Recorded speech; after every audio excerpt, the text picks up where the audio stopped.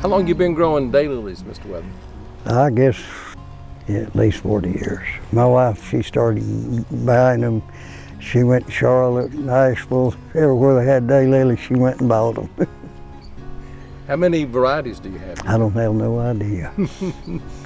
All I know, I've got a bunch of colors.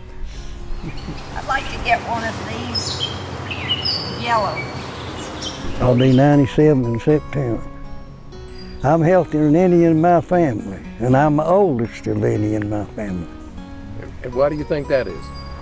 I started about 40 years ago. I quit smoking, started walking, and I've dug all the rocks out. You seen that rock wall down the other day? I dug all them out and put them up down there. I love doing it, and I know they love me putting them in the ground. Are they hard to grow? No. You can throw them out on the ground. You can dig them, throw them out on the ground, they'll root back. Look at that. That's wonderful. In here, it's a double everything. That's unusual, is it? No, I've got a whole lot of doubles. You've been here your whole life? I went in the Navy. I spent 6 years in the Navy and went in 40 and got out in 47.